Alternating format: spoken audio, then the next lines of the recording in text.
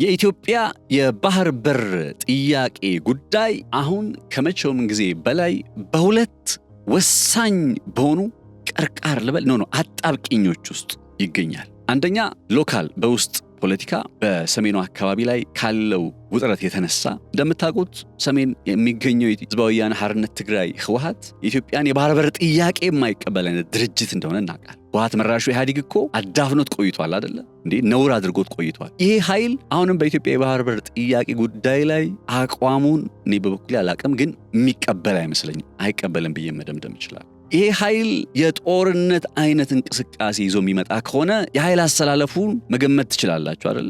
ኤርትራን ይጠቅሱልናል እኮ ከኤርትራ ጋር አጋርነት እንዳለ አይደል? ኤርትራ ስትሉ ግብጽ፣ ግብጽ ስትሉ ሳውዲ፣ ሳውዲ ስትሉ እንዲህ ያለ ወደነ ቱርክ ልንሄድ እንችላለን። አንደኛው አጣብቂኝ ይሄ ነው። ሁለተኛው አጣብቂ ደግሞ የእስራኤሉ ፕሬዝዳንት ወደ አዲስ አበባ በሚቀጥለው ሳምንት ይመጣሉ። ከዚህ ጋር ተያይዞ ሲመጡ ያው በግልጽ አቋማቸው የሚሆነው ምንድነው? የሶማሊላንድ ጉዳይ ላይ ባለፈው ኤርዶሃን ተቃውሞ አሰምተዋል። በዛ ጉዳይ የሆነ ነገር ለማለት ነው የመጡት። ይህን ተከትሎ ሊመጣ የሚችል ውጥረት ኤርዶሃን ቀጠናዊ ሰላምና መረጋጋትን አስጠብቁ፣ ሉዓላዊነትና የግዛት አንድነትን አክብሩ ብሎ ሄዷል። እስራኤል ትመጣለች። የዚህን ቀጠና ላይ አዲስ ጨዋታ ይዛ መጣች። ለሶማሊላንድ እውቅና የሰጠች ሀገር ኢማጂን። በቱርክና በእስራኤል ፍላጎት መካከል ሁለተኛው አጣብቂኝ ነው። ስለዚህ ዛሬ በጥልቀት የምንመለከተው ይሄኛውን ጉዳይ ነው። ሁለቱ አጣብቂኞች በኢትዮጵያ የባህር በር ጥያቄና አካሄድ መጻኢ ሁኔታ ላይ የተደገኑ ሁለት አጣብቂኞች። ነጻነት ላቀው ነኝ። በገበያ ፖድካስት በዝርዝር እየተመለከትን እንቀጥላለን። አብራችሁኝ ሁኑ። በቀጣይ የትንገንባለው ስንል ከቃል በላይ በተግባር መገለጥን ጭምር ስለምናውቅበት ነው። የደንበኞችን ፍላጎትና ምርጫ ናቸው በተባሉ ስፍራዎች በሙሉ እንገኛለን። እነሆ የምስራች! አሁንም በአዲስ ስፍራ ብቅ ብለናል። ቴምር ፕሮፐርቲስ የአፍሪካ ዲፕሎማሲ በሚቀመርበት ሰፋፊ ኢንቨስትመንትና ግንባታዎች እየተከናወኑበት በሚገኘው ቡልጋሪያ የሚገኘውን አዲሱን ሳይታችንን እናስተዋውቃችሁ። ባለ 1 መኝታ ከ4.8 ሚሊዮን ብር ጀምሮ እንዲሁም ባለ 2 እና ባለ 3 መኝታ ቤቶችን በተለያየ የካሬ አማራጭ ከ15 እስከ 30 በመቶ እውነተኛ ቅናሽ ለሽያጭ አቅርበናል። ምርጫችን ለቢሮና ለሱቅ የሚሆኑ አፓርትመንቶች ናቸው ካሉም ቢሮ በኪራይ ዋጋ እየሸጥን እንገኛለን። 0990 00 1212 እናንተን የምናማክርበት ስልካችን ነው። ሃሎ ይበሉን። ቴምር ፕሮፐርቲስ። ኢትዮጵያ የስበት ማዕከል ሆና ቀጥላለች። ከቀናት በፊት የቱርኩ ፕሬዝዳንት ረሲብ ጣይብ ኤርዶሃን ወደ አዲስ አበባ መጥተው እንግዲህ በቀጠናዊና በባይላተራል ወይም የሁለትዮሽ ጉዳዮች በሚባሉት ላይ ሐሳቦችን ተለዋውጠው የንግድ ስምምነቶች ተፈርመው መለያየታቸው ይታወቃል። አሁን የእሳቸው እንግዲህ ኮቴ መሰማቱ ገና ሳይቆም እንበል ወይም እሳቸው አዲስ አበባ ከመልቀቃቸው ከአንድ ቀን በኋላ እስራኤሎች ደግሞ ፕሬዝዳንታቸውን ወደ አዲስ አበባ በመላክ ከአዲስ አበባ ጋር ያላቸውን ስትራቴጂካዊ አጋርነት ለማጠናከር መወሰናቸውን አሳውቀዋል። የእስራኤሉ ፕሬዝዳንት ወደ አዲስ አበባ መምጣታቸው በቀጠናው ካለው ውጥረት አንጻር፣ በቀጠናው እየተስተዋለ ካለ የኃይል አስተላለፍ አንጻር ብዙ አንድምታዎችን የሚሰጥ እንደሆነ ልብ ይለዋል። እንግዲህ ዛሬም በስፋት የምንመለከተው ኢትዮጵያ በሁለት የተለያዩ ፍላጎቶች መካከል በቱርክና በእስራኤል ፍላጎቶች መካከል እንዴት ጥቅሟን አስከብራ መቀጠል ትችላለች ወይም እንዴት ጥቅሟን ታስከብራለች የሚለውን ነገር መነሻ በማድረግ እንደው የስበት ማዕከልስ የሆነው እንዲህ በቀላሉ ነው ወይ? ኢትዮጵያ የከፍተኛ ህዝብ ቁጥር ስላላት ወይም ደግሞ ኢትዮጵያ አሁን ላይ የወደብ ጥያቄ ስለጠየቀች በየትኞቹ አግባብ ነው በዚህ ደረጃ ሴንተር ኦፍ ግራቪቲ ወይም የስበት ማዕከል ወደ ኢትዮጵያ እንዲመጣ የተደረገው የሚለው ጉዳይ አበይት የዚህ ቀጠና ተጠባቂ ጉዳይ ሆኗል። በዛ ላይ ደግሞ ኢትዮጵያ እንዴት አድርጋ ነው እነዚህ ሁለቱን አካላት አጣጣማ የምትቀጥለው ብቻ ሳይሆን እንደምታውቁት ውጥረቶች አሉ በዚህ ቀጠና ላይ በአራቱም አቅጣጫ ማለት ይቻላል። ሶማሊያ ውስጥ ውጥረት አለ። ኢትዮጵያ ውስጥ ከታጠቁ ኃይሎች እንቅስቃሴ ጋር በተገናኘ የምናውቀው ወይም የምናስተውለው ውጥረት አለ። በዚህ ላይ ደግሞ ከኤርትራ ጋር እንዲሁ ሌላ አዲስ ውጥረት ወይም ሌላ የጦርነት አዙሪት በዚህ ቀጠና ላይ እያንዣበበ መሆኑ ይገለጻል። ሱዳንን ከተመለከትን በሱዳን በኩል ሁለቱ ኃይሎች አሁንም በመፋለም ላይ ይገኛሉ። ስለዚህ ምንም እንኳን በአንጻራዊነት በተወሰነ መልኩ መረጋጋት በኢትዮጵያ ውስጥ ይታያል ቢባል እንኳን በተጨባጭ ግን ኢትዮጵያ በቀጣይ የምታከናውነው እንቅስቃሴ የዚህ ቀጠና ፍላሽ ፖይንት ሆኖ በመጠበቅ ላይ ይገኛል። እነዚህን ጉዳዮች የተመለከትን እንቀጥላለን። ወደ ዝርዝር ነጥቦቹ ከመግባቴ በፊት ግን ባለፈው የቱርኩ ፕሬዝዳንት ረሲፕ ጣይብ ኤርዶሃን ወደ አዲስ አበባ መምጣታቸውን ተከትሎ ከጠቅላይ ሚኒስትር አብይ አህመድ ጋር በጋራ በመሆን ሰጥተውት በነበረ ጋዜጣዊ መግለጫ ላይ ሰርቼ የነበረው ዘገባ አለ፣ ሮብ ምሽት ማለት ነውና በጣም ብዙ አስተያየቶች፣ ብዙ ሐሳቦች የተደመጡበት መግለጫ እንደሆነ ይታወቃል። ከዛም ማለፍ ሲል ደግሞ እናንተ ውድ ተከታታዮቻችንም በተለያየ መልኩ አስተያየቶችን ሰጥታችሁናል። ያው በጣም ቁልፍ የሆነ ጉዳይ ስለሆነ ማለት ነውና ከቀረቡ አስተያየቶች መካከል አንደኛው እርስ በርስ የሚጣረስ አይነት ሐሳብን የተነሳው የሚል ሐሳብ በአንድ ተከታታያችን ተደምጧል። ለምሳሌ እርስ በርሱ ይጣረሳል እያለ ያነሳቸው ሐሳቦች አንደኛ ኤርዶሃን ስለ ባህር በር ያላነሱት በዲፕሎማሲያዊ በሳል ስለሆኑ ነው ትልና እንደገና ደግሞ እንዴት ስለ ባህር በር አላነሱም ትላለህ የሚለውን ጥያቄ እንደ አንድ እርስ በርሱ የሚጋጭ አይነት ነጥብ አድርጎ አስቀምጦታል ተከታታያችን። ጠቅላይ ሚኒስትር አብይ አህመድ በባህር በር ዙሪያ ጠንካራ ውይይት አድርገናል ያሉት ኤርዶሃን ፊት ነው። እንዴት ይህንን ቃል መረዳት ተሳነህ? ጠንካራ ውይይት አድርገናል ማለት በባህር በር ላይ ግልጽና ማያወላውል አቋም አለ ማለት ነው። በሶስተኛነት ደግሞ ያነሳው ስለ ዩናይትድ አረብ ኤሚሬት ያነሳው ደግሞ ምንም ውሃ የሚቋጥር አይደለም። ምክንያቱም የኢትዮጵያ የዲፕሎማሲ አቋም ግልጽ በመሆኑ ጠቅላዩ ለአሜሪካ ሳይቀር ከሩሲያና ቻይና ጋር ያለውን የፎሪን ፖሊሲ በጥቅምና ጥቅም ላይ ብቻ በመሆኑ የአደባባይ ሚስጥር ነው። ሶ ተርኪ ኩድ ኖት ትዊስት ዚስ ሲሪየስ ፖሊሲ የሚለውን ነገር እንደ አስተያየት አስቀምጦልናል። መጀመሪያም ብዙ አስተያየቶች አሉ። ይሄኛውን ግን ላነሳ የፈለኩት እርስ በርሱ የሚጣረስ የሚል አንድ ሐሳብ ስለነበረው ነውና ምናልባት እርስ በርሱ የሚጣረስ መስሎ ከተሰማው ተከታታያችን እንግዲህ ምንም ማድረግ አይቻልም። ነገር ግን ያው ኤርዶሃን ስለ ባህር በር ያነሱት ሐሳብ በዲፕሎማሲ በሳል ስለሆኑ ነው ስለ ባህር በር ያላነሱት የሚለውን ጉዳይና ከዛ ደግሞ ስለ ባህር በር እንዴት አላነሱም ትላለህ የሚለውን ነገር በማንሳት ሲጀምር ረሲፕ ጣይብ ኤርዶሃን ኦብቪየስሊ በዲፕሎማሲው መድረክ የረሲፕ ጣይብ ኤርዶሃን ብቻ ሳይሆን አገራቸው ቱርክ ባላንስ በማድረግ ነው የምትታወቀው ነው ያልኩት አይደለ? ባላንስ ታደርጋለች፣ ሁለቱንም ወገን ባላንስ ታደርጋለች። የኢትዮጵያን የባህር በር ጥያቄ ግን ደግፈዋል ወይስ አልደገፉም በሚለው ነጥብ ላይ ስናነሳ እንደምታውቁት በመግለጫቸው ላይ ምንም የተነሳ ነጥብ የለም። በረሲፕ ጣይብ ኤርዶሃን መግለጫ ላይ ምንም የተነሳ ነገር የለም። ሶ የኔ ፖይንት ምንድነው? በመርህ ደረጃ እንኳን ኢትዮጵያ በሰላማዊ መንገድ የባህር በር ተጠቃሚ እንድትሆን ቱርክ ፈቃደኝነቷን ማሳየት ብትችል መልካም ነበረ። ይሄ የበለጠ በቀጠናው ላይ ኢትዮጵያ ለሚኖራት ተጽዕኖ ኢትዮጵያ እያነሳች ላለው ጥያቄ የበለጠ ያጠናክረዋል። ገብቷችኋል አይደል? አሁን ጠቅላይ ሚኒስትር አብይ አህመድና ረሲፕ ጣይብ ኤርዶሃን በግልጽ መወያየታቸውን አውቀናል። ከተወያዩ በኋላ ግን ግልጽ አቋም አለ የሚል ድምዳሜ ላይ እንግዲህ ተከታታያችን እንዳለው ለመድረስ ግልጽ አቋም የሚያስብለው ነጥብ ምንድነው? ሌላም አንድ የሆነ እንትና አይቼ ነበርና ምንድነው የሚለው በአቋም መግለጫ ላይ ሁሉም ነገር አይቀመጥም። ከአቋም መግለጫ ላይ አንዳንድ ሐሳቦች እነሱና ነገር ግን ወጀርባ ወይም በውስጥ የሚጨረሱ ብዙ ጉዳዮች አሉ የሚለው ሐሳብ እያነሳ ነበር። ጥሩ ነው። በውስጥ ኢትዮጵያና ቱርክ በባህር በር ጉዳይ ላይ ወደ ስምምነት መተው ወይም ደግሞ ቱርክ ኢትዮጵያን የምታከናውነውን እንቅስቃሴ እንደምትደግፍ ገልጻ ከሆነ ደስ ነው የሚለኝ እንደምታውቁት። ነገር ግን የአቋም መግለጫ የሚባለው ነገር አቋማቸውን ነው የሚገልጹት አይደለ? በቃ አቋም መግለጫ ሲባል በውይይቱ ላይም ሆነ አጠቃላይ በጉብኝቱ ላይ እንደዛም ብቻ ሳይሆን ደግሞ በሀገሪቱ ቱርክ በኢትዮጵያ ላይ በምትከተለው አካሄድ ላይ ያላትን አቋም ነው የሚገልጹት። ስለዚህ አቋም መግለጫ ላይ ግልጽ ሆኖ ይቀመጥ ሳይሆን የኔ ፖይንት አቋም መግለጫ ላይ ምልክት እንኳን የሚሰጥ በውስጥ በኩል ቱርኮች ከኢትዮጵያ ጋር የባህር በር ጥያቄዋን በተመለከተ አብረው እንደሚሰሩ ያረጋገጡ ነው፣ አረጋግጠዋል። ኢቨን እኮ ጠቅላይ ሚኒስትር አብይ አህመድ ውይይት ማለት የበኩላቸውን እንዲያደርጉ ተወያይተናል እኮ ነው ያሉት። የበኩላቸውን እንዲያደርጉ ተወያይተናል።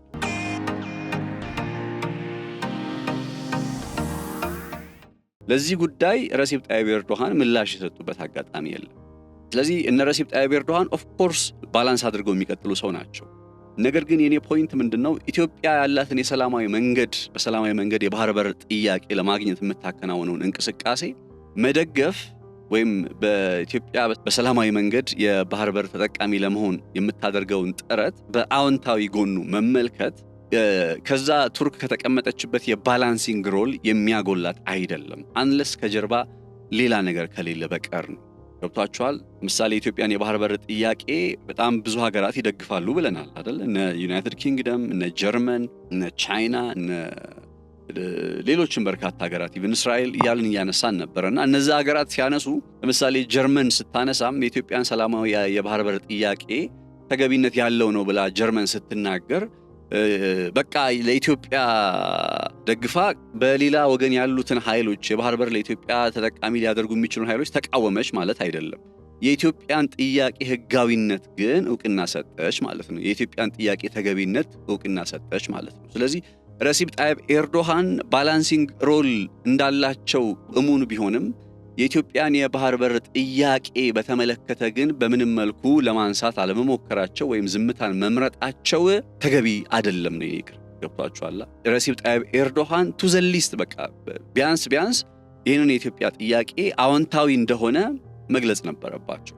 ይህንን በማድረጋቸው ሶማሊያም አትቆጣም፣ ኤርትራም አትቆጣም፣ ማንም የሚቆጣ ሀገር የለም። ለመሰላችሁ የረሲብ ጣይብ ኤርዶሃን የባህር በር ጥያቄን በአዎንታዊነት ስለተመለከቱት አምር ይቀየራል ወይም ተአምር ይሆናል እያልኩ አይደለም። ነገር ግን የኢትዮጵያ ጥያቄ በዓለም አቀፍ አደባባይ ጭምር ከመነገር በዘለል የተለያዩ ዓለም አቀፍ አሁን ልክ እንደምናነሳው እነ ጀርመን፣ እነ ዩናይትድ ኪንግደም፣ እነ ቻይና ምናምን እያልን እንደምናነሳው ቱርክም ብለን ወይም እንዲህ ለማንሳት እንዲቻል እድል ይሰጥ ጥያቄያችንን ወይም እያነሳን እያቀረብን ያለነውን ጉዳይ ከተገቢነቱንና ህጋዊነቱን ኢትዮጵያ የባህር በር ይገባታል የሚለውን ጉዳይ አጽንኦት እየሰጡ ተቀብለውታል ለማለት እድልን ስለሚፈጥር ማለት ነው እንጂ በትንታኔው ላይ እርስ በርሱ የሚጣረስ የመሰለው ሐሳብ ካለ እንግዲህ ያው ክላሪፋይ ለማድረግ እየሞከርኩ ነው ማለት ነው።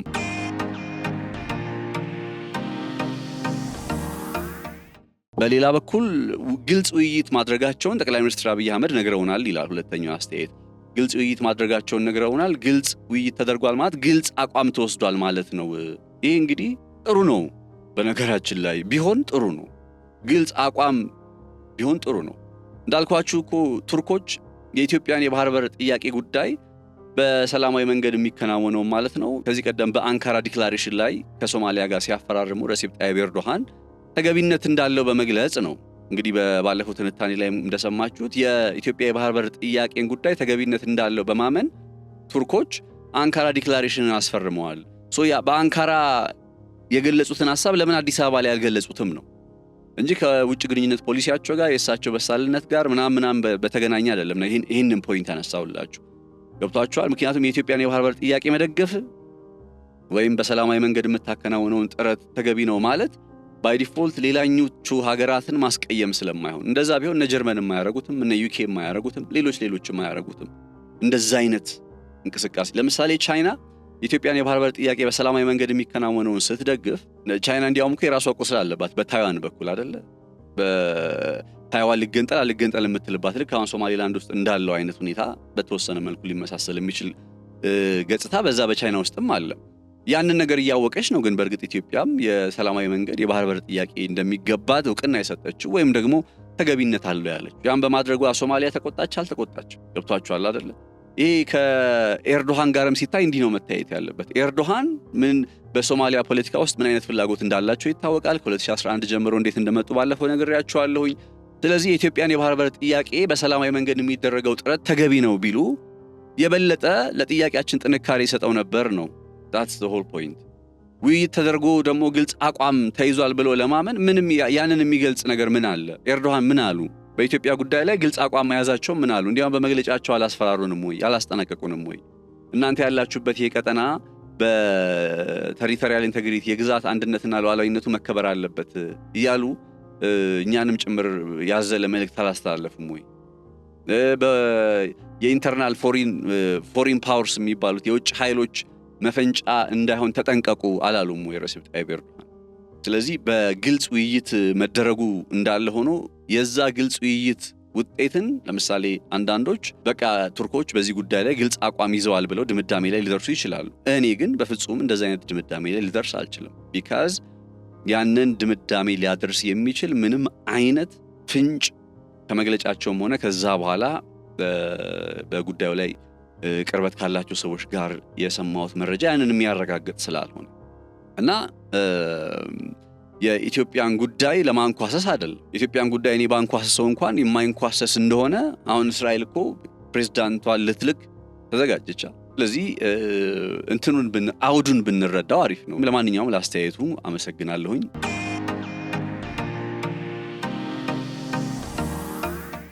አይ ቲንክ ከዩናይትድ አረብ ኤምሬት ጋርና ከኢትዮጵያ ጋር በተገናኘ ባነሳሁት ነጥብ ላይም እንዲሁ የተሰነዘረ አስተያየት አለ።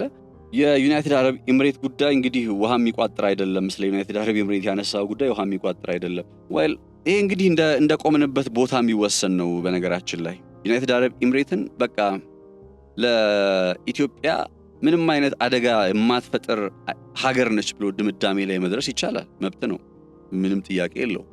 እኔ ግን ሁልጊዜ ስለ ዩናይትድ አረብ ኤምሬት ስናገር ከፓተርን አንጻር ነው የምናገረው። ባለፉት ዓመታት ባለፉት ወራት ዩናይትድ አረብ ኤምሬት የመጣችበት ፓተርን የመን ውስጥ ምን አይነት ሁኔታ ነበራት? ሊቢያ ውስጥ ምን አይነት ሁኔታ አላት? ሶማሊያ ውስጥ ምን አይነት እንቅስቃሴ ነበራት? አሁንስ ምን አይነት እንቅስቃሴ አላት? ከዛ በመቀጠል ደግሞ ሱዳን ውስጥ ምን አይነት እንቅስቃሴ አላት? እነዚህን አካሄዶች ፓተርኖች ስንመለከት ዩናይትድ አረብ ኤምሬት በቃ ለኢትዮጵያ አጋርና አጋር ብቻ ነች ብሎ ደምድሞ ከሌሎች ሀገራት ጋር ለምሳሌ እንደነ ሳውዲ ከመሰሉ ሀገራት ጋር ሊኖር የሚችል አጋርነት በር ሊዘጋበት አይገባም ነው የኔ ፖይንት። ቢካዝ እነ ሳውዲ ኢንተረስት አሳይተዋል አልኳችሁ ባለፈው። እነ ሳውዲ አብረን እንስራ እኛም አማራጭ ነን ብለው የውጭ ጉዳይ ሚኒስትራቸውን ወደ አዲስ አበባ እስከ መላክ ደርሰዋል። ዩናይትድ አረብ ኤምሬት ትልቅ አማራጭ ነች፣ ትልቅ እድል ነች ለኢትዮጵያ፣ ትልቅ አጋር ነች። ያ አጋርነት ግን ከሌሎች ሀገራት ጋር ሊኖረን የሚችል አጋርነትን የሚወስን መሆን የለበት። ኢትዮጵያ ባለፉት በርካታ ዓመታት የነበራት የውጭ ግንኙነት ፖሊሲም ዝንባሌው በሁለቱም ወገን ሊኖሩ የሚችሉ ኃይሎችን ባላንስ በማድረግ ላይ ይመሰረታል። አሁን አስገዳጅ ሁኔታ መጥቶ የኢትዮጵያን የባህር በር ጥያቄ ለመበየን በኃይል አስተላለፍ ላይ የግድ አንድ ወገን እንድንመርጥ የምንገደድ ከሆነ እነዚህ አሁን በዩናይትድ አረብ ኤምሬት እና በኢትዮጵያ መካከል ያለው አጋርነትን ወደ ሌላ ደረጃ ማሸጋገር ሊቻል ይሆናል። አሁን ላይ ግን ምንም እንኳን ቀጠናው በውጥረት ቢሞላም አስገዳጅ በሆነ መልኩ ኢትዮጵያ ከዩናይትድ አረብ ኤምሬት ጋር ብቻና ብቻ እንድትሰራ የሚያደርጋት ገፊ ምክንያት የለም።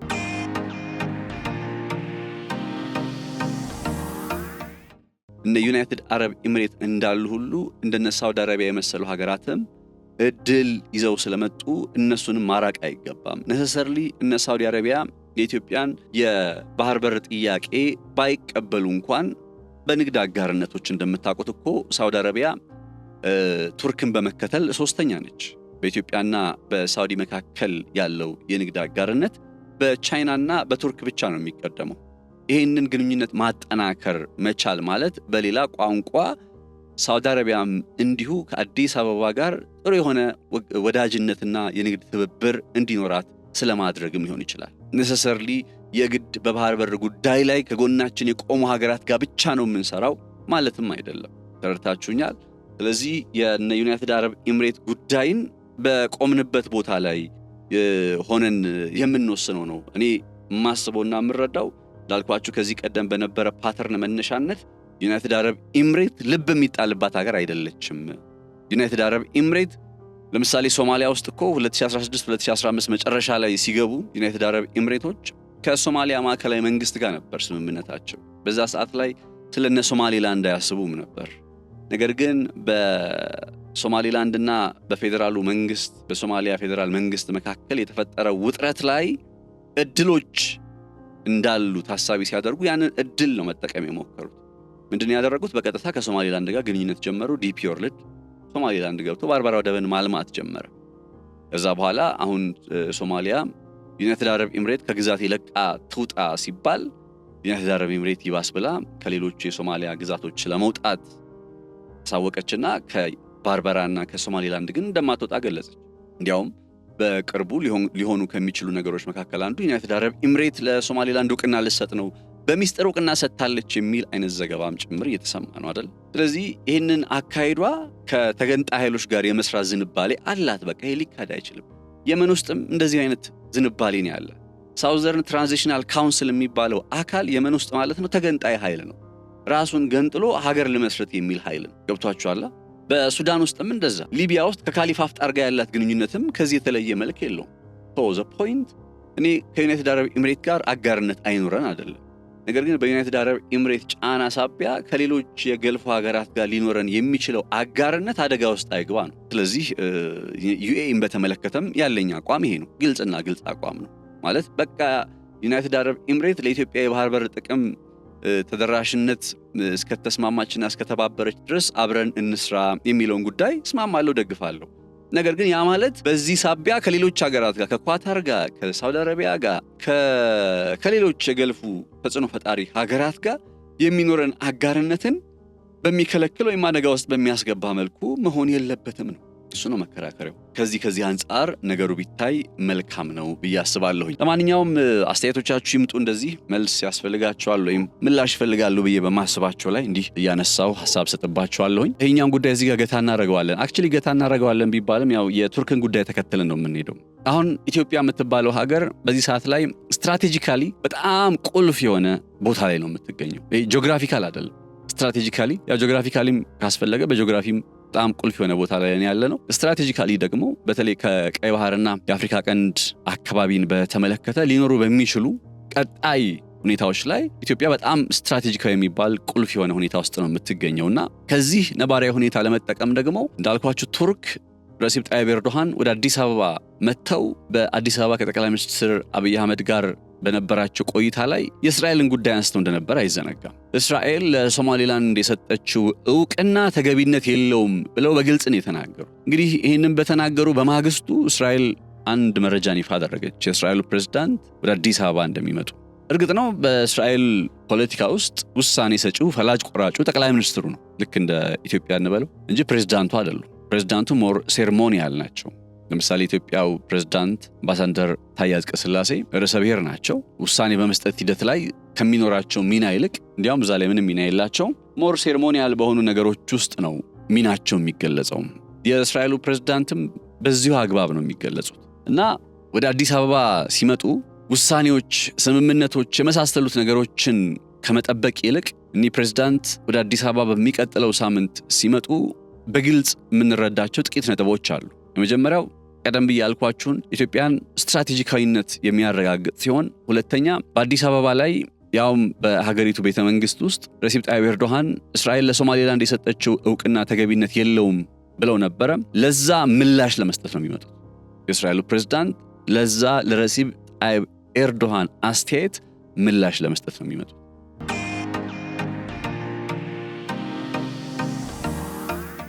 እንዳልኳችሁ ባለፈው ወደ ዩናይትድ አረብ ኤምሬትና ወደ እስራኤል መድረስ ያለባቸው መልእክቶች በኢትዮጵያ በኩል እየተፈጸሙ የመሆኑ ጉዳይ ተገቢነት የለውም።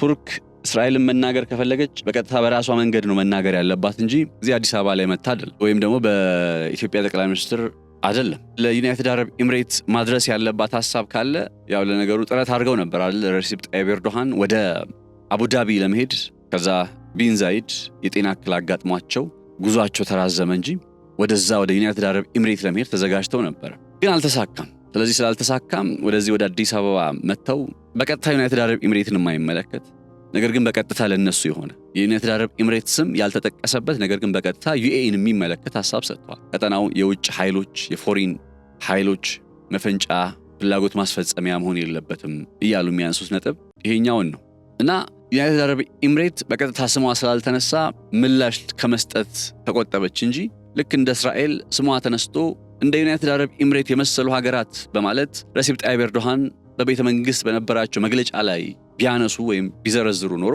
ይህን ጊዜ ዩናይትድ አረብ ኤምሬትም በሆነ መልኩ ምላሽ ለመስጠት ትገደድ ነበር ወይም ትሞክር ነበር። እስራኤል ደግሞ እንደምታውቁት እስራኤል ነች። ጠቅላይ ሚኒስትር አብይ አህመድ ጋር የቆሙት ረሲብ ጣይብ ኤርዶሃን የሶማሌላንድ ዕውቅናን በተመለከተ እስራኤል የምታከናውነውን ጥረት ውድቅ ማድረጋቸው እንዲሁ በዝምታ ሊያልፉት የፈለገ ጉዳይ ስላልሆነ በፕሬዝዳንታቸው አማካኝነት ሄርዞግ አማካኝነት ወደ አዲስ አበባ መጥተው እሳቸው በዚህ ጉዳይ ላይ የሀገራቸውን አቋምና ለረሲብ ጣይብ ኤርዶሃን የሚላክ መልእክትን ያስተላልፋሉ። እንግዲህ አስቡት፣ እነዚህ ሁለቱ ሀገራት እስራኤልና ቱርክ በጋዛ ውስጥ የነበራቸው ውጥረት ይታወቃል። ከዛ ለፍ ሲልም በሶሪያ ውስጥ ሁለቱ ሀገራት በተለይ የደማስቆው የበሽር አልአሳድ መንግስት ከወደቀ በኋላ በጣም ወደ ውጥረት ውስጥ ገብተዋል። ቱርክ ወደ ሶሪያ ወታደሮቿን እስከ ማስገባት ደርሳለች። ያው የፒኬኬ እንቅስቃሴዎች የኩርዲስታኖችን እንቅስቃሴ ለመግታት በሚል ማለት ነው። አሁን ግን ወደደችም ጠላችም ከሶሪያ ውስጥ ጓዟን ጠቅልላ ለመውጣት ብዙ ገፊ ምክንያቶች እየመጡባት ነው። እሱ ብቻ ሳይሆን የእስራኤልና የቱርክ ውጥረት በቀጠናቸው ላይ ሁለቱም የበላይ ሆኖ ለመውጣት የሚያደርጉት ጥረት አለ፣ በዛ በገልፉ ቀጠና ውስጥ ማለት ነው። በቀጣይ የትንገንባለው ስንል ከቃል በላይ በተግባር መገለጥን ጭምር ስለምናውቅበት ነው። የደንበኞችን ፍላጎትና ምርጫ ናቸው በተባሉ ስፍራዎች በሙሉ እንገኛለን። እነሆ የምስራች! አሁንም በአዲስ ስፍራ ብቅ ብለናል። ቴምር ፕሮፐርቲስ የአፍሪካ ዲፕሎማሲ በሚቀመርበት ሰፋፊ ኢንቨስትመንትና ግንባታዎች እየተከናወኑበት በሚገኘው ቡልጋሪያ የሚገኘውን አዲሱን ሳይታችንን እናስተዋውቃችሁ። ባለ 1 መኝታ ከ4.8 ሚሊዮን ብር ጀምሮ እንዲሁም ባለ 2 እና ባለ 3 መኝታ ቤቶችን በተለያየ የካሬ አማራጭ ከ15 እስከ 30 በመቶ እውነተኛ ቅናሽ ለሽያጭ አቅርበናል። ምርጫችን ለቢሮና ለሱቅ የሚሆኑ አፓርትመንቶች ናቸው ካሉም ቢሮ በኪራይ ዋጋ እየሸጥን እንገኛለን። 0990 00 1212 እናንተን የምናማክርበት ስልካችን ነው። ሃሎ ይበሉን። ቴምር ፕሮፐርቲስ። ኢቨን እኮ በአንድ የሆነ ኮንፈረንስ ላይ ረሲብ ጣይብ ኤርዶሃን በግልጽ የእስራኤልን አገዛዝ የጽዮናውያን መንግስት በማለት እንደ ጦር ወንጀለኛ አድርገው በተደጋጋሚ የሚገልጹ ናቸው። ረሲብ ጣይብ ኤርዶሃን በቃ በዚህ ሰዓት እስራኤልን አይፈሩም ማለት ይቻላል። እና እዚህ አዲስ አበባ መጥተውም በሰጡት አስተያየት ላይ ያንን በግልጽ አሳይተዋል፣ አሳውቀዋል። ከዛ ከ2011 እንደ አውሮፓውያን አቆጣጠር ጀምሮ የቱርክ የውጭ ግንኙነት አካሄድ ወደ ሌላ አዲስ ምዕራፍ ለመሸጋገሩ ማሳያ ተብሎ ወደ ሶማሊያ መጥተዋል። ስለ ነዳጅ ጉዳይ መቼም ነግሬያችኋለሁ። ቱርኮች በነዳጅ ሀብት ላይ እንዴት ተጠቃሚ እንደሚሆኑ። እንዲያውም መረጃዎች የሚያመላክቱት ምንድነው 90% የሚሆነውን ሀብት የትርፍ ሀብት ማለት ነው፣ ከትርፉ 90% የሚሆነውን ቱርኮች ናቸው ተጠቃሚ የሚሆኑት እየተባለ ነው። እርግጥ ነው በስምምነቱ ላይ ይሄም ሐሳብ ተቀምጧል። በጣም የሚገርማችሁ ከሶማሊያ የሚወጣ ነዳጅ ትርፉ 90% የሚሆነውን ቱርኮች ተጠቃሚ ይሆናሉ። ለምን ሲባል የመጀመሪያ ጉዳይ የስራውን ለማስጀመር የነዳጅ ቁፋሮን ለማከናወን ቱርኮች መርከቦችን ልከዋል አይደል? እሱን ጨምሮ አጠቃላይ ኢንዱስትሪያል ኮምፕሌክሱ ወይም ነዳጅ ቁፋሮ ለማከናወን የሚያስፈልጉ መሰረተ ልማቶችን ለማሳካት ኢንቨስት ያደርጋሉ፣ ያወጣሉ። ለምሳሌ ኢትዮጵያ ውስጥ ፖሊሲጂኤል የሚባለው የቻይና ኩባንያ በካሉብና ኢላል በሚባሉ በሶማሌ ክልል ውስጥ በሚገኙ አካባቢዎች ላይ የድፍድፍ ነዳጅና የተፈጥሮ ጋዝ አግኝቻለሁ ብሎ በ2010 እንደ አውሮፓውያን አቆጣጠር የነዳጁን ዜና ስንሰማ ያ የቻይናው ፖሊሲጂኤል የሚባለው ኩባንያ የኢትዮጵያን የነዳጅ ምርት ትርፍ ላይ 80% የሚያገኝ የነበረው እሱ ነው፣ የቻይናው ኩባንያ ነው። ከዛ እየቀነሰ ይመጣል። የመጀመሪያው ዓመት ላይ 80%፣ ሁለተኛው ዓመት ላይ 70%፣ ሶስተኛው ዓመት ላይ እንደዚህ ያለ ይመጣና መጨረሻ ላይ ይሄ የቻይናው ፖሊሲጂኤል የሚባለው ኩባንያ ከሶማሌ ክልል ውስጥ ከተገኘው የተፈጥሮ ሀብት ላይ የትርፍ ተካፋይ የሚሆነው 20% ብቻ ነው። ለምንድነው 80% መጀመሪያ ተጠቃሚ ሆነው ካላችሁ፣ ይህንን ፕሮጀክት ለማሳካት ኩባንያው ወደ $4.8 ቢሊዮን ያወጣል። ይህን $4.8 ቢሊዮን ገንዘብ የኢትዮጵያ መንግስት አይደለም የሚያወጣው፣ የቻይናው ኩባንያ ነው። ይህንን ለማካካስ ያወጣውን ገንዘብ መልሶ ማግኘት ስላለበት መጀመሪያ በ80% ከሚገኘው ትርፍ ላይ ተጠቃሚ የሆነ ሄድና ከዛ ለኮንስትራክሽን ወይም ስራውን ለማስጀመር ለመሰረተ ልማቱ የወጣው ሀብት አጠቃላይ የቻይናው መንግስት ወይም የቻይናው ኩባንያ አግኝቷል ተብሎ ሲታሰብ ወደ 20% ይወርዳል። ይሄ የተለመደ ስምምነት ነው። ነገር ግን የቱርኩን የተለየ የሚያደርገው ምንድነው ካላችሁ፣ ቱርኮች መሰረተ ልማቱን ለማስጀመር የነዳጅ ቁፋሮውን ለማስጀመርና ነዳጅ ወደ ውጭ ኤክስፖርት ለማድረግ እንዲቻል በሚል $ቢሊየንስ ያወጣሉ። ያንን ያወጡትን ገንዘብ መልሰው እስኪያገኙ ድረስ 90% ያገኙና ነገር ግን ደግሞ ያንን ሀብት ካገኙ በኋላ የነዳጅ መሰረተ ልማቱን ተጠቃሚ የሚሆኑበትን እድል ካገኙ በኋላ ከዛም 90% ተጠቃሚነታቸው ይቀጥላል የሚል ሐሳብን ነው እየተነገረ የሚገኘው በስምምነቱ ላይ ያለው።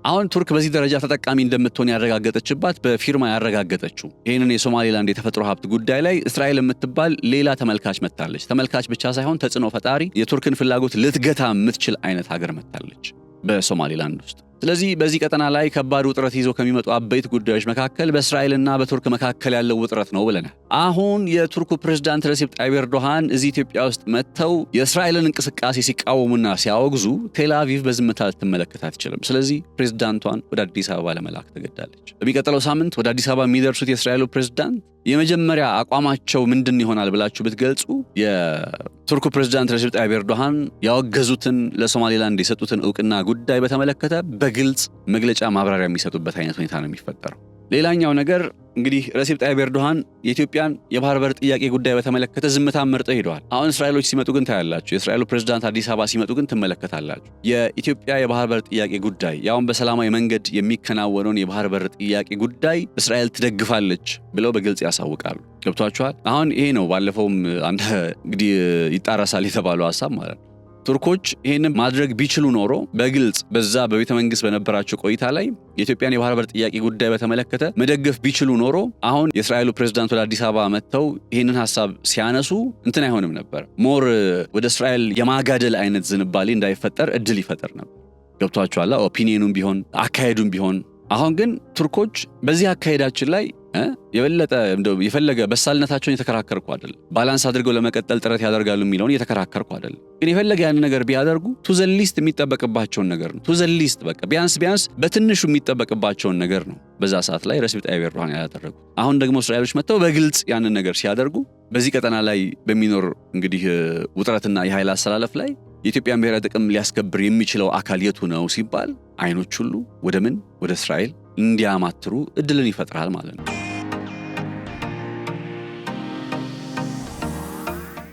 ሌላኛው ነገር ሁለቱም የተለያየ መንገድ አላቸው። መርሳት የሌለብን ነገር እስራኤሎች ኢትዮጵያ ለሶማሌላንድ ዕውቅና ብትሰጥላቸው ደስታቸው ነው። ምክንያቱም እነሱ ብቻ አይደሉም ይባላል። ገብቷቸዋል? ምንም እንኳን እስራኤል ስትራቴጂካዊ ሉዓላዊነቷን ያረጋገጠችና ከምንም ሶስተኛ ወገን ድጋፍ የማትፈልግ መሆኑ ቢታወቅም ነገር ግን ደግሞ በሶማሌላንድ ጋር በዓለም አቀፍ መድረክ በተባበሩት መንግስታት ድርጅት እንደ ሀገር ትመዝገብ ከተባለ እስራኤል ለሶማሌላንድ ዕውቅና ስለሰጠቻት ብቻ አይደለም መመዝገብ የምትችለው። በዲፕሎማሲያዊ መድረክ ላይ በጣም በርካታ ሀገሮች ይህንን የእስራኤል ፈለግ ተከትለው ለሶማሌላንድ ዕውቅና ከሰጡ በአብላጫ ድምፅ በዩኤን ውስጥ ከጸደቀ ነው እንጂ እንደው እስራኤል ለሶማሌላንድ ዕውቅና ስለሰጠች በቃ ሶማሌላንድ ሀገር ሆነች ማለት አይደለም። ዛሬ ለምሳሌ ወደ ሶማሌላንድ ሊሄድ ብላችሁ ብትነሱ ፓስፖርታችሁ ላይ የሶማሊያ መንግስት ቪዛ ካልመታላችሁ ሶማሌላንድ መግባት አትችሉ። እንዲያውም ባለፈው የእስራኤል ጋዜጠኞች ወደ ሶማሌላንድ ሄደው ዘገባ ለመስራት ጥረት በሚያደርጉበት ጊዜ ፓስፖርታችሁ ላይ የሶማሊያ ቪዛ ስለሌለ መሄድ አትችሉም የሚል ሐሳብ አይነት ተፈጠረና ከዛ በዚህ በኢትዮጵያ በኩል መጥተው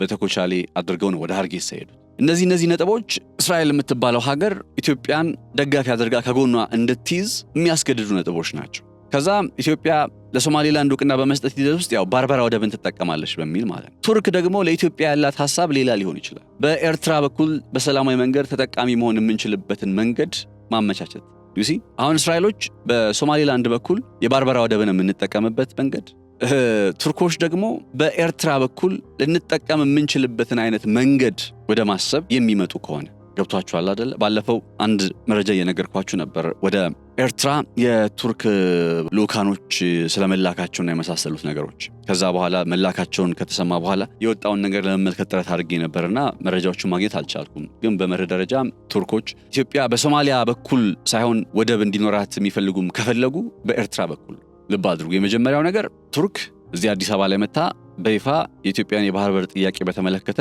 ምንም ነገር ሳትል ዝምታን መርጣ ሄደች። ከዛ በኋላ በኤርትራ በኩል ሊደረግ የሚችል አይነት ሂደት ካለ ደግሞ እንደዚህ አይነት ጥረትን ጀመረች። የኤርትራ ጉዳይ ስለ ወደብ ሳይሆን በዋናነት በኢትዮጵያና በኤርትራ ጉዳይ የጦርነት ስጋት ስላለ በሰላማዊ መንገድ ነገሩ እንዲፈታ በሚል አይነት አግባብ ነው እንጂ ነሰሰርሊ በቀጥታ የወደብ ጥያቄን በተመለከተም አይደለም። አሁን እንደምናስበውም ደግሞ ኤርትራ ስላችሁ ቱርኮች የአሰብን ጥያቄያችንን የሚደግፉ አይነት ሆኖ አይደለም። ምክንያቱም የአንድ ያስተላለፉት መልእክት እኮ በዚህ ቀጠና ያላችሁ ሀገሮች የግድ የግዛት አንድነትና ሉዓላዊነትን ማክበር አለባችሁ፣ ምክንያቱም እናንተ በዚህ ቀጠና ላይ ያላችሁ አንድ ሀገር ናችሁ ብለው ነው አስተያየት የሰጡት። ስለዚህ ይህን ሀሳብ የተናገሩ ሰው እንደው ኢትዮጵያ በአሰብ በኩል የባህር በር ጥያቄን ምላሽ ለመስጠት የምታደርገውን ጥረት ይደግፋሉ ማለት አንችልም። ምክንያቱም ባይ ዲፎልት ወይም በመርህ ደረጃ በመርህ ብቻ ሳይሆን በተባበሩት መንግስታት ድርጅት ዕውቅና በተሰጠው ደረጃ አሰብ የምትባለው ግዛት የኤርትራ ሉዓላዊ ግዛት ነች፣ ሉዓላዊ አካል ነች። እኛ የፈለገ መከራከሪያ ነጥቦችን የመሳሰሉትን ነጥቦች ብናቀርብ እንኳን ስቲል አሰብ የምትባለው ግዛት የኤርትራ አካል ነች። ረሲፕ ጣይብ ኤርዶሃን ደግሞ የግዛት አንድነት እንዲነካ አይፈልግም። ረሲፕ ጣይብ ኤርዶሃን ሉዓላዊነት የሚባለው ጉዳይ እንዲነካ አይፈልግም። ስለዚህ ኢትዮጵያ በአሰብ በኩል ላይ የባህር በር ጥያቄን ምላሽ ለመስጠት የምታደርገውን ጥረት እንዴት ነው የሚያየው ማለት ነው? እንደ የግዛት አንድነት ስጋት፣ እንደ ሉዓላዊነት የሚጥስ አድርገው ነው የሚመለከቱት። ስለዚህ በተወሰነ መልኩ ረሲፕ ጣይብ ኤርዶሃን በዚህ ደረጃም ኤርትራ ላይ እድል ይዘውልን ይመጣሉ የሚል አመለካከት የለኝም። ኢጀስት ኤርትራን የሚለውን ጉዳይ ያነሳሁት ከምን አንጻር ነው? በሁለቱ ሀገራት መካከል ካለ ውጥረት፣ የጦርነት ስጋት አንጻር ምናልባት የማደራደር ሚናና ኦር ደግሞ ማደራደር ባይባልም ነገሩ ዲስካሌት እንዲያደርግ ረገብ እንዲል የማድረግ አይነት ጥረትን ነው ሊያከናውኑ የሚችሉ።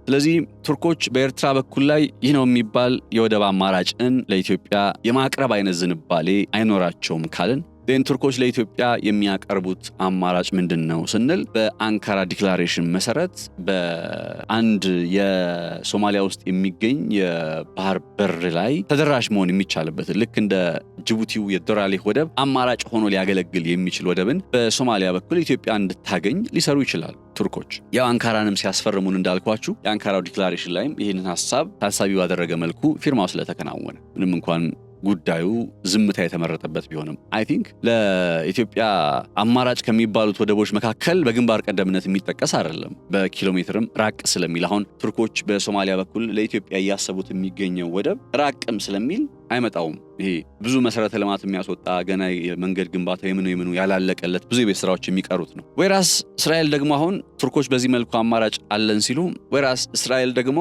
በሶማሌላንድ በኩል የባርበራ ወደብን መጠቀም የሚቻልበትን መንገድ በተመለከተ አማራጭ አለን ሊሉ ይችላሉ። ቢካዝ ዳልኳችሁ አሁን እስራኤል ኦልሞስት የሶማሌላንድ እውቅና ሰጥታለች ብቻ ሳይሆን ቱርክ ለሶማሊያ በቃ ፈላጅ ቆራጭ ሆና እየተንቀሳቀሰች እንደምትገኘው የእስራኤልን መስፋፋት ለመገዳደር እንደ አማራጭ ሆና ነው የቀረበችው። ባይዘው ያደለ ቱርክ ማለት ያ ቅድም ያልኳችሁ የነዳጅ ክፍያው ጉዳይ ለምንድነው 90% የነዳጁን ትርፍ ወይም የሀብቱን ትርፍ ቱርኮች ለተከታታይ ዓመታት እያገኙ የሚቀጥሉት ለምንድነው? ኢቭን ለኢንፍራስትራክቸሩ፣ ለኮንስትራክሽኑ፣ ለግንባታው፣ ለመሰረተ ልማቱ ያወጡት ቢሊዮን ዶላርን ካገኙ በኋላ እንዴት 90% ተጠቃሚ ይሆኑ ይቀጥላል ሲባል የቱርክ መንግስት የሚለው ምንድነው?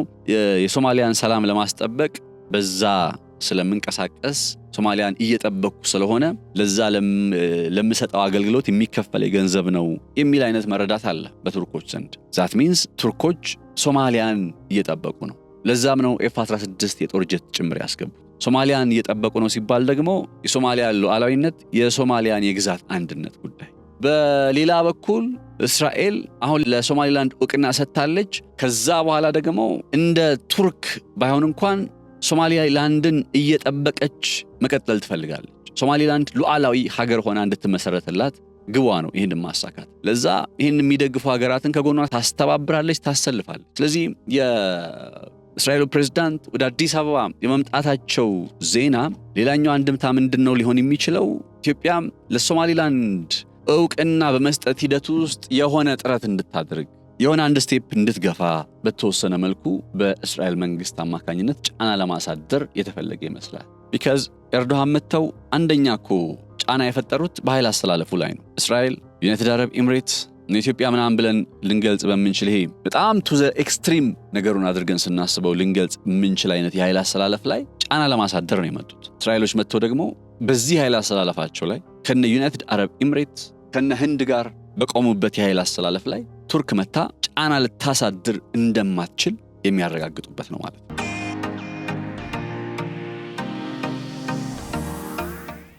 አሁን ይታወቅ የሚገባው ጉዳይ የኢትዮጵያን የባህር በር ጥያቄ መነሳት መቻሉ ነው የዚህ ሁሉ ቁልፍ መሰረት። ባለፈውም በተወሰነ ብያችኋለሁ። አንዳንዶች የኢትዮጵያ የባህር በር ጥያቄ በዚህ መልኩ መቅረብ የለበትም፣ በዚህ መልኩ የኢትዮጵያ የባህር በር ጥያቄ መልስ አያገኝም ይላሉ። እኔም አሁን በአጭር ጊዜ ውስጥ የኢትዮጵያ የባህር በር ጥያቄ መልስ ያገኛል ለማለት አልደፍርም፣ ብዙ የሚቀሩ የቤት ስራዎች ስላሉ። ነገር ግን ጥያቄው መነሳት መጀመሩ አንደኛ በዚህ ጉዳይ ላይ ሁሉም ሰው እንዲግባባ እድልን ፈጥሯል። ሁለተኛ ደግሞ ይሄ ጥያቄ በመነሳቱ ሳቢያ የኢትዮጵያ ስትራቴጂካዊነት ጨምሯል። ቱርክ ለኢትዮጵያ የባህር በር ጥያቄ ምላሽ የማይሆን አይነት አካሄድን ብትከተል ወይም ደግሞ ለኢትዮጵያ የባህር በር ጥያቄን ከመስፋፋት ጋር አያይዛ ተቃውሟን ብታሰማና ይህን ለማስቆም ጥረት ብታደርግ ኢትዮጵያ አማራጭ እየበዛላት መጥቶ ወደ እስራኤል መዞር ትችላለች። ከእስራኤል ጋር መተባበር ትችላለች። ስለዚህ ኢትዮጵያ በሶማሌላንድ በኩል የባህር በር ለማግኘት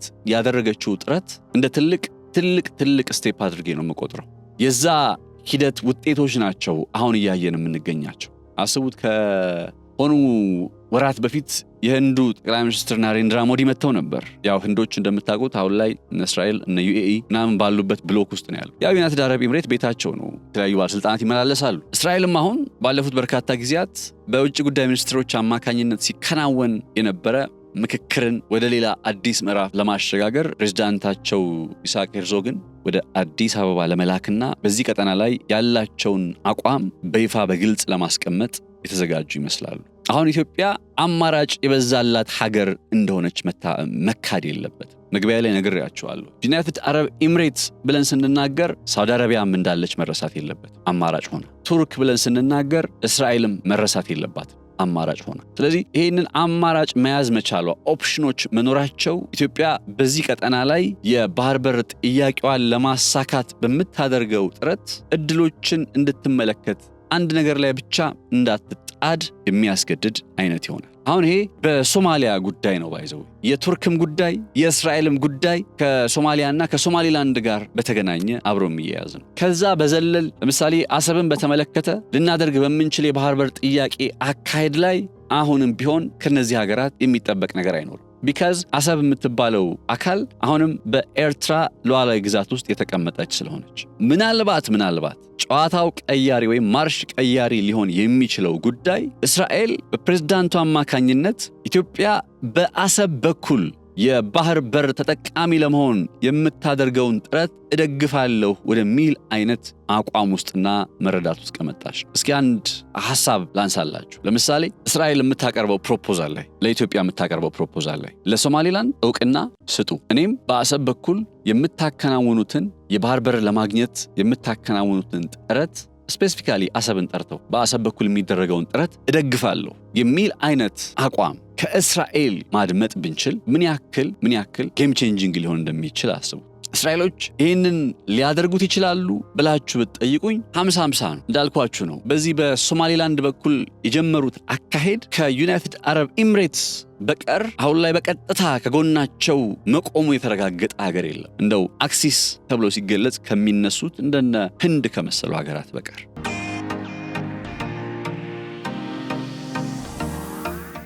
ህንድም ያው ሳውዲ አረቢያና ፓኪስታን የኒውክሌር ጦር መሳሪያን ያጠቃለለ የደህንነት ስምምነት ማድረጋቸው እንቅልፍ ስለነሳት እዚህ የቀይ ባህር መግቢያ መውጫ በኤደን ባህረ ሰላጤ ላይ ፓኪስታን ሊኖራት የሚችል አይነት ተጽዕኖ ለመከላከል ነው የመጣችው እንጂ ይህን ጊዜ ምናልባት ፓኪስታኖች ከሳውዲ ጋር መሰል አይነት ስምምነትን የሚቹዋል ዲፌንስ የሚባለውን አይነት ስምምነት ባያከናውኑ ኖሮ ህንዶችም ወደነ እስራኤልና ዩናይትድ አረብ ኤምሬት ባላማተሩ ነበር። ስለዚህ አለ ከተባለ ሊጠቀስ የሚችለው አጋር ዩናይትድ አረብ ኤምሬት ነች። ኢቨን እኮ እነ ዩናይትድ ኪንግደም በባርበራ ወደብ ላይ ድርሻ ኖሯቸው አክሲዮን ኖሯቸው ስቲል ከእስራኤል ጎን ቆመው ለሶማሊላንድ እውቅና ሲሰጡ አልተመለከት እና በኢትዮጵያ በኩል ይህንን አይነት እድል የሚቀርብላቸው ወይም የሚመጣላቸው ከሆነ ደማይት whatever it takes በሚል በአሰብ በኩል ላይ ኢትዮጵያ የምታከናውነውን የባህር በር የማግኘት ጥረት ሊደግፉና ከጎን እንቆማለን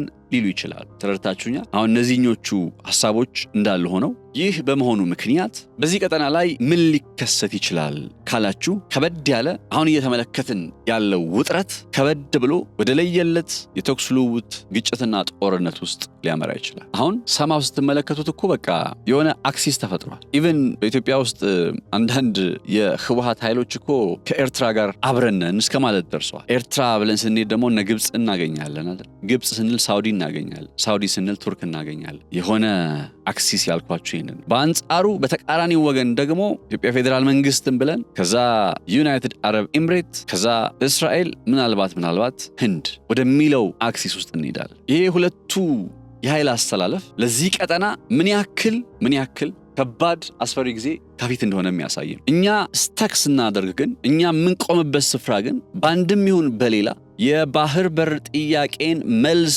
የሚሰጥ መሆኑን እርግጠኛ መሆን አለብን። አሁን ይሄ አስገዳጅ ሆኖ ከመጣ ነው ያልኩት። የኃይል አስተላለፉ አስገዳጅ በሆኑ ምክንያቶች ወደ ጦርነት ውስጥ የሚገባ ከሆነ የምናየውን አስተላለፍ ነው እየገለጽኩላችሁ ያለው። እኔ ፐርሰናሊ ብትጠየቅ ኢትዮጵያ በሁለቱ ወገኖች መካከል በሁለቱ የኃይል አስተላለፎች መካከል የራሷን ብሔራዊ ጥቅም ማስከበሯ እንዳለ ሆኖ ከዚህ በተጨማሪ ደግሞ ባላንስ የሚለው ጉዳይ ማመጣጠን የሚለው ጉዳይ ሊመጣ ከሚችል አደጋ ሊመጣ ከሚችል የጦርነት ስጋት ሊያተርፍ የሚችል እድል እንደሆነ አስባለሁ። ለዛ ነው በባለፈው ትንታኔያችን ላይ ኢትዮጵያን ቅርቃር የሚያስገቡ አይነት ሁኔታዎች እየተፈጠሩ ነው የሚለውን ነገር የነገርኳችሁ። ኢትዮጵያን በሆነ የአንድ ጥግ ላይ አስቀምጦ ኢትዮጵያ በቀጣይ የምታደርገው ነገር ምን ሊሆን ይችላል? በእርግጥም ይሄ የኢትዮጵያ አካሄድ ለምሳሌ የእስራኤሉ ፕሬዝዳንት ወደ አዲስ አበባ መጥተው በሚሰጥ ጋዜጣዊ መግለጫ ላይ ቅድም ያልኳችሁን አይነት ሴናሪዮ ቢፈጠር ለሶማሌላንድ እውቅና ስጡ፣ በአሰብ በኩል የባህር በር ተጠቃሚ እንድትሆኑ አብረናችሁ ከጎን እንቆማለን የሚል አይነት ሁኔታ ቢመጣና ያንን ሁኔታ የምንከተል ከሆነ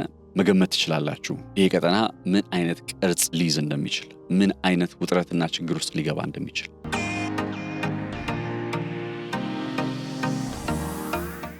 ይህን ሁሉ ስናገር ግን at the expense of የኢትዮጵያ ብሔራዊ ጥቅም ይቀጠና ሰላም ይሆናል ማለት ነው ወይ? ወይም ይቀጠና ሰላም እንዲሆን ኢትዮጵያ ብሔራዊ ጥቅሟን አሳልፋ መስጠት አለባት ወይ? ኢትዮጵያ ፍላጎቷን አሳልፋ መስጠት አለባት ወይ? እስከ መቼ ድረስ የሚለው ነጥብ አብሮ መጠየቅ ይኖርበታል። እኔ በግል ይሄኛውን ጉዳይ የምመለከተው ኢትዮጵያ የባህር በር ጥያቄዋን ብሔራዊ ጥቅሟን ለማስከበር በየትኛው መንገድ ልትሄድ ትችላለች። ቱ ዘ ሊስት ግን ቢያንስ ግን ውጤቱ የባህር በር ባለቤትነት ወይም ተጠቃሚነት ሆኖ ከተጠናቀቀ ነው። ያም አይሆን ሆኖ እንዲሁ ዝም ብሎ ግጭት ውስጥ መግባት ሄዶ ኪሳራ እንጂ ምንም ትርፍ የለውም። ስለዚህ የኢትዮጵያ የባህር በር ጉዳይ እና ተጠቃሚነት አንድም ይሁን በሌላ የቅድሚያ ሆኖ ሲሰራ የቀጠናው ሰላም ጉዳይም ጭምር ታሳቢ መደረግ እንዳለበት ግን አልክድም። እንዴት አድርገው ያጣጥሙታል? እንዴት አድርገው ይሄን ሊያሳኩት ይችላሉ? ያው ፖለቲከኛ ተብለው በስራው ላይ የተመደቡት ወይም በቦታው ላይ የተቀመጡት ሰዎች የነሱ ኃላፊነት ነው። ግን ተገማች ባልሆነ ቀጠና ላይ የባህር በር ጥቅሙን ለማስከበር በምናደርገው ጥረት ሊፈጠር የሚችል ግጭት ሊፈጠር የሚችል ውጥረትን በተቻለ መጠን ማራቅ ያስፈልጋል። ሌላው ቢቀር ራስን መከላከል እና መውረር የሚሉት ኮንሰፕቶች የተለያዩ ናቸው አይደል? ምሳሌ ኢትዮጵያ የባህር በር ጉዳይን በተመለከተ ከማንሳቷ በፊት ኤርትራ ወታደሮቿን ኢትዮጵያ ውስጥ አስገብታ ነበረ የሚለው ጉዳይ ይታወቃል። ስለዚህ ኢትዮጵያ ውስጥ የገቡ የኤርትራ ወታደሮችን ለማስወጣት በሚል የሚፈጠር ጦርነት ሄዶ እንደ ወራሪ ስለማያስቆጥር ሰልፍ ዲፌንስ ራስን እንደ መከላከል ስለሚቆጠር ያው ዓለም ላይ የሚኖረው መረዳት ሌላ ነው የሚሆነው።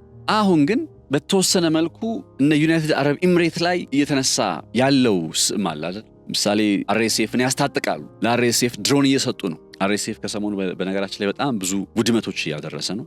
የሄሜቲ ወታደራዊ ኃይል እንደው ለሚዲያ ናሬቲቭም ይሄኛው አካል የመሐመድ ሐምዳን ዳጋሎ ሄሜቲ ኃይል በዘር ማጥፋት ወንጀልም የሚፈለግ እንደሆነ ሊካድ አይገባም። ስለዚህ ከዚህ ጋር ተያይዞ ኢትዮጵያንም ወይም ኢትዮጵያ አካሄድንም ልክ እንደዚህው እንደነ አርኤስኤፍ የነ ሐምዳን ዳጋሎ አካሄድ አብሮ የሚታይ እየሆነ መጥቷል። በተለይ ባለፈው ሮይተርስ ኢትዮጵያ አርኤስኤፍ ወታደሮች የሚሰለጥኑበት ስፍራ ከዩናይትድ አረብ ኤምሬት ጋር በመተባበር ቤንሻንጉል ውስጥ እየገነባች ነው የሚለው ዜና ከወጣ በኋላ በእንዲህ አይነት ነባራዊ ሁኔታ ላይ አሁን ዓለም ኢትዮጵያን ተስፋፊ አድርጎ እየሳለ ነው። አሁን ናሬቲቭ የሚለውን ነገር ከዚህ ቀደም ነግሬያቸዋለሁ። ኢትዮጵያ ተስፋፊ ናት። እንዲያውም ጠቅላይ ሚኒስትሩ ባለፈው በረመዳን መልእክታቸው ላይ እኮ አንድ ያረጋገጡትና የገለጹት ጉዳይ እኛ ኤክስፓንሽኒስት የሆነ ተስፋፊ የሆነ ህልምና ግብ የለንም የሚለውን ነጥብ ነው አይደል? ያንን ለማለት ያስገድዳቸው ጉዳይ እኮ ከዛ በፊት በነበሩት ተከታታይ ጊዜያት ኢትዮጵያ የባህር በር ጥያቄን ባነሳችባቸው አጋጣሚዎች ሁሉ እንደ ተስፋፊ እየተቆጠረች በመምጣት እና አሁን ወደ ግጭት ውስጥ የሚገባበት ነባራዊ ሁኔታ ቢፈጠር እንዴት ነው ኮንሲደር የሚደረገው? የኢትዮጵያ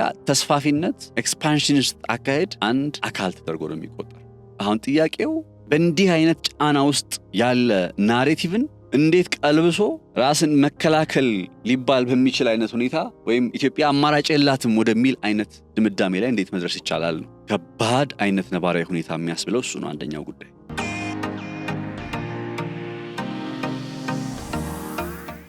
እና ቅርቃር ውስጥ ያልኳችሁ ነጥብ በጣም ከባድ ሁኔታ ውስጥ ነን ያለ ነው ራይት ናው። የኢትዮጵያ መንግስት ያው እስካሁንም በብልሃት ነገሩን ይዘውት መጥተዋል ብዬ አስባለሁኝ። ከዚህ በኋላ ደግሞ በጣም ብልሃት የሚፈልግ እውነቴን ነው የምላችሁ። አንዳንዴ ዝም ብዬ ሳስበው አሁን በዚህ በኢትዮ ኤርትራ መካከል ያለውን የጦርነት እንቅስቃሴ እንግዲህ በዜናም በተለያየ መልኩም እየሰማን ነው አይደል? የተኩስ ልውጦችን እየሰማን ነው። ከዛ እንደነ ኤርትራ ጋር እንተባበራለን የሚሉ ታጣቂ ኢትዮጵያ ውስጥ አሉ። ከዛ ሲወጣ በእርግጥም ኢትዮጵያ ደካማ ድሃ አገር ሆና በጦርነት ደቃ እንድትቀጥል የሚመኙ የሚፈልጉ እንደነ ግብጽ የመሰሉ ሀገራት አሉ። በተጨባጭ ስለምናውቀው ይሄ ነባራዊ ሁኔታ ከኢትዮጵያ የባህር በር ጥያቄ ጋር እንዴት ተጣጥሞ ነው የሚቀጥለው የሚለው ነጥብም ያሳስባል። በነገራችን ላይ አንድ መታወቅ ያለበት ጉዳይ ህዝባዊ ወያነ ሓርነት ትግራይ ህወሓት የኢትዮጵያን የባህር በር ጥያቄ ተገቢ ነው ብሎ የሚያምን ድርጅት አይደለም። እርግጥ ነው የድርጅቱ አንዳንድ አባላት በአንድ አጋጣሚ በሁለት አጋጣሚ ተገቢነት እንዳለው ሲገልጹ ሰምተናል። በመጽሐፍም እንደነ ገብሩ አስራት የመሰሉ ሲገልጹ ሲጽፉ አንብበናል። ኢህአዴግ የሚባለው ከብልጽግና በፊት የነበረው የኢትዮጵያ መንግስት ህወሓት መራሹ ኃይል ግን የኢትዮጵያን የባህር በር ጥያቄ የሚቀበል አይነት ኃይል እንዳልሆነ ይታወቃል። ስለዚህ ይህንን ኃይል እንደ እድል ለመጠቀም የሚደረግ ጥረት በጣም ያሰጋኛል። ለዛ ነው ቅድም እጅግ በጣም ጥበብ በተሞላበት መንገድ ይህንን ጉዳይ ይዘውት ይቀጥላሉ ብዬ ተስፋ ማድረግ። አሁን የኤርትራው ፕሬዝዳንት ኢሳያስ አፈወርቂ አንደኛው በኢትዮጵያ መንግስት አማካኝነት የቀረበባቸው ክስ ምንድን ነው ማለት ወታደሮቻችሁን ከኢትዮጵያ ግዛት አስወጡ፣ ኢትዮጵያ ውስጥ የሚንቀሳቀሱ ታጣቂ ኃይሎችን አትደግፉ ነው አይደል? በተደጋጋሚ ይህ ጥያቄ በመጣ ቁጥር ኢሳያስ አፈወርቂ ያረገውን ነገር ስለሚያውቅ ሙያውን በልቡ ይዞ ሁሌ ነገሩን አጣጥሎ አንኳሶ ቀለል አድርጎ ለማለፍ ነው የሚሞክረው የኢሳያስ አፈወርቂ አስተዳደር። ለምንድን ነው እንዲህ የሚሆነው ስትሉ ሰርቴን ነው በቃ የኢትዮጵያን የባህር በር ጥያቄ የማይደግፍ ኃይል ኢትዮጵያ ውስጥ እንዳለ ያውቃል። ከዛ ኃይል ጋር መተባበር እንደሚችል ያውቃል። ኤርትራ ስትሉ ከዛ ግብጽ እንዲህ ያለ ፓተርኑን መከተል ነው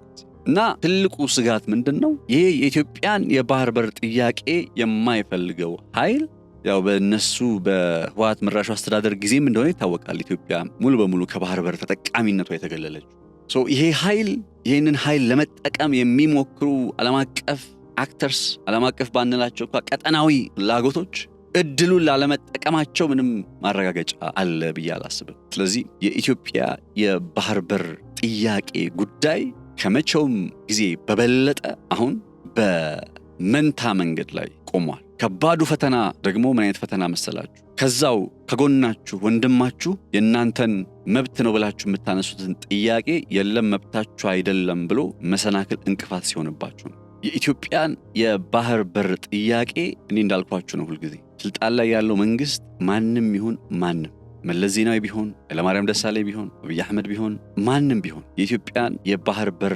ጥያቄ ተገቢነት እንዳለው በማመን ጥረት መጀመር ከቻለ በጣም አደንቃለሁ። ምክንያቱም ባለፉት በርካታ ዓመታት ኦልሞስት 27 ዓመት እንበል ኢትዮጵያ ያለ ወደብ በቆየችባቸው ዓመታት ውስጥ ይሄ የኢትዮጵያ ጥያቄ ተዳፍኖ ነውር ሆኖ ቆይቶ ስላየው በዛ ትውልድ መካከሉ ስላለው የባህር በር ጉዳይን ነውር አድርጎ በሚቆጠር ትውልድ መካከል ወይም ነውር አድርጎ እንዲቆጠር በተገደደ ትውልድ መካከል ስላለው እና አሁን ላይ ይሄ የኢትዮጵያ የባህር በር ጥያቄ ጉዳይ ከውስጥ ጀምሮ ቀጠናዊ ሆኖ ባህር ተሻግሮም ጭምር ከበድ ባለ ሁኔታ በመንታ መንገድ ላይ እንዲቆም ወይም በመንታ መንገድ ላይ እንዲሆን የተገደደ ይመስለኛል።